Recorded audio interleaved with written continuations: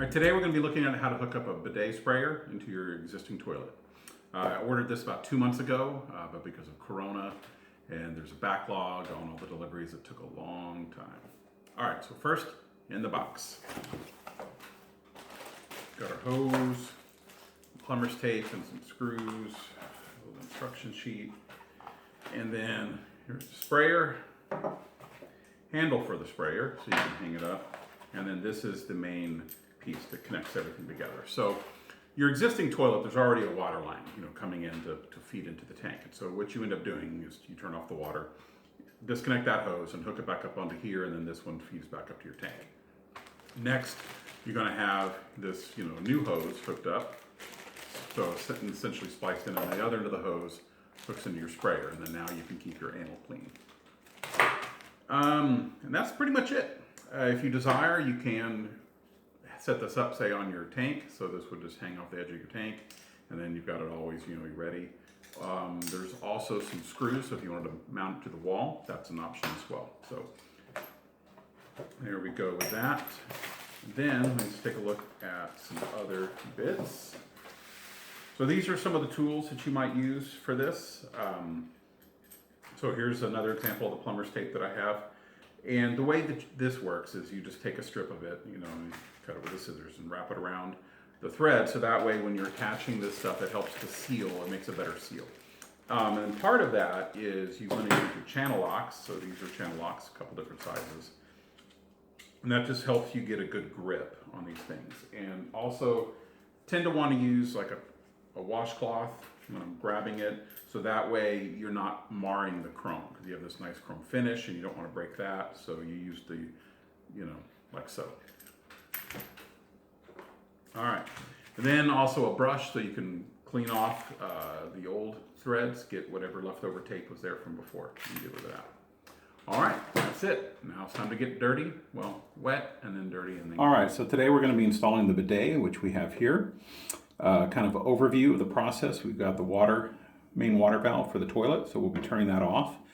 Once you do that, you definitely need to flush the toilet once or twice to make sure everything is drained out of the tank.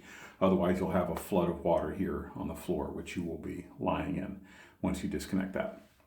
Okay, so once that's disconnected, it's a fairly simple process. We're going to be attaching this little device here, which is sort of a splice valve. So one end connects into here, and we'll reattach that feeder hose there, and then the other end gets the spray gun for your bum. And that's pretty much it. Okay, so if you've properly turned off the water valve after you flush the toilet, your tank should be empty like so. It's probably a good idea to spread out a towel like so, because even though you've turned off the water and drained it, there's still going to be a few drops in the hose that are going to spill out. And so it just captures those few drops. Also, it'll make it a little bit comfortable if you have kind of a hard floor, which most people do in their bathroom. Okay, so let's take a closer look at some of the pieces here. So this is that main valve that we spoke of. So once we disconnect the water from the toilet, this will be going onto that end. And then, so we've got, notice there's two different sizes here. One's a little bit smaller, one's a little bit larger. So the nice thing is there's only one way you can put this stuff on, so you can't really do it wrong. So this is the hose for your bum gun, right? So this is going to go on the smaller one, which by process of elimination means that the larger one is what's going to connect to your valve, your tank, your tank line. The other end of this is where the bum gun goes. All right, so that's what it'll look like. Okay, and so then, as I said, this will be attached onto your toilet. This will be feeding from the wall. This goes up to the toilet tank, and then this is how you switch it back and forth. We also have an assortment of a couple of little rubber grommets here. There's already one in there, and each of the pieces they already have some, but this way you have some extras in case something doesn't fit quite right. And then also, here's that handle. So again, like this would sit on the side of the tank, or you could also mount it with the screws somewhere. And the way that works is, see here, and then it's always at the ready. Okay, so a quick note about the channel locks. I mentioned at the beginning about using a rag of some sort with them. So the reason I like to do this, so the way I do it is I put a little kind of an old washcloth in there. And so whenever you're dealing with the chrome pieces, it keeps you from marring the chrome finish.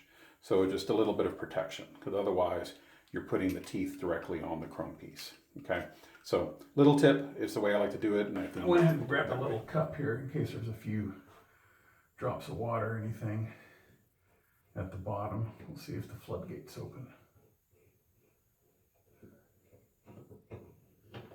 And nothing from the tank, but the hose does have water in it. So as I move it around, it is going to spill some. So I'm just gonna, I can pour, all right, not too much. Okay, so hopefully you can see there's the hose. And so here's where this valve is gonna sit. So one end will sit in there. So this is the larger of the two sizes. And then this one fits into the tank. Here's your little switch. And then this is gonna go to your bone gun. So one thing to consider is which way you want the things to go. All right. Other thing I want to do is I'm gonna go ahead and get the plumber's tape.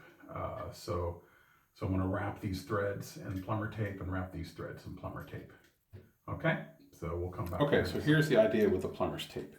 So it's just this, it's also called Teflon tape, and so you might say pipe thread, seal tape, has got a lot of different names. You just call it plumber's tape. You go to the hardware store. So let's move that out of the way.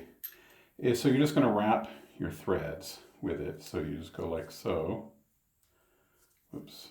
And kind of just see, we made one loop with it, and then the trusty pair of scissors, give it a little cut. And then we'll flatten it down. So one thing to consider is the way you wrap it. So I actually wrapped it the wrong direction here, because if you notice the flap is this way.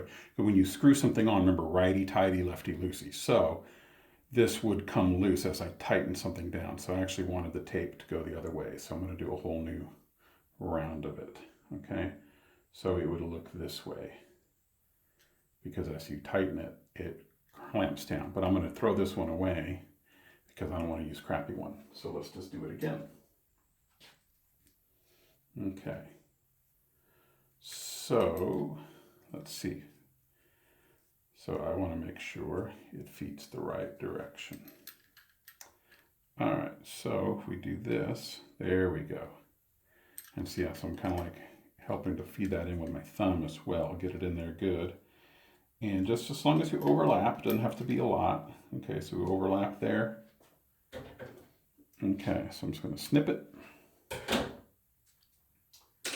And there we go, right? So basically, you think about it like as you're tightening it, you see how that's going to be on there nice and smooth. And that just helps a little bit as far as sealing from any water leaks, anything like that. So I'll do it to these threads as well, and then also the ones that are up on the tank. They'll be a little bit harder. So here's the other piece done as well. So you can see I've got both sets of threads with the tape on there. So you get a nice good look, and you can see, again, like as you're screwing it on, you just want that flap to go that way with you. So pointing to the right, because righty-tighty.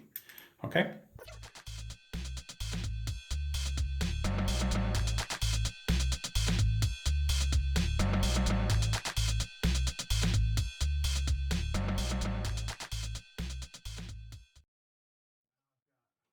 Tape on these threads as well. I just work that in a little bit with my fingers.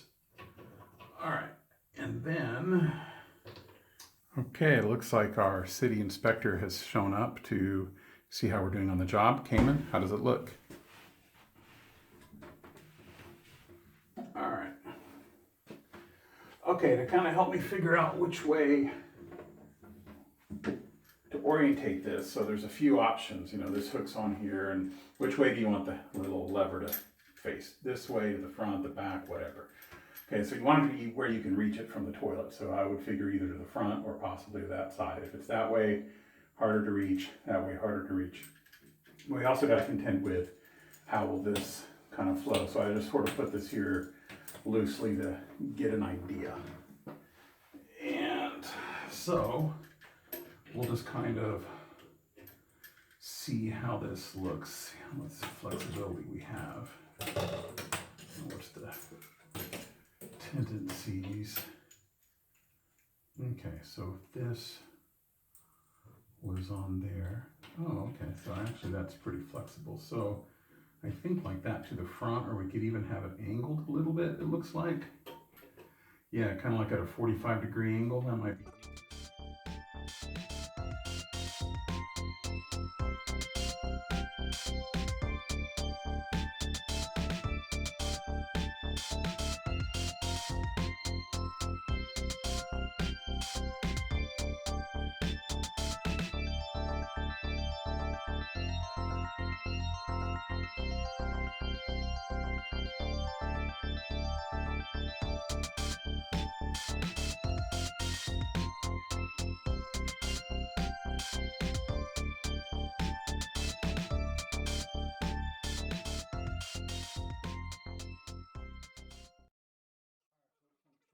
make sure when I reach back that I can get to it. And yeah, actually I think that 45-degree angle is the best. If it was all the way back, it's a little bit hard. If it's to the front, it's hard. But that's just about perfect right there. You know, maybe even a few degrees. Move it just a little bit forward. And yep, I think that's a good spot. So now I'm going to tighten it up. Since we got that positioned the way we want it, it's now time to tighten it up. So I'm going to first try it with these channel locks. If I can't get it tight enough, I may have to relent and actually go use a regular wrench, but I'm just trying to avoid, as I said, damaging the chrome. Not that anybody's going to see it down here, but still. All right, and try to maintain my angle.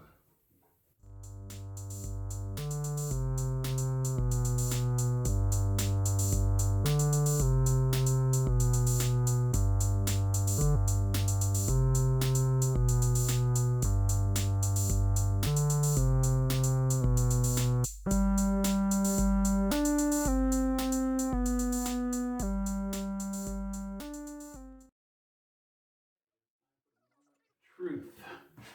No guts, no glory. So we get to open this thing back up.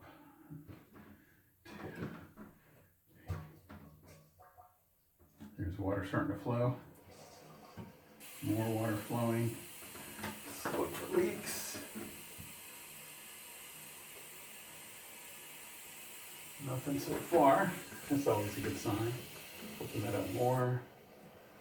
All right, we got our first leak there. Hold on. Oh, no, okay. It's good.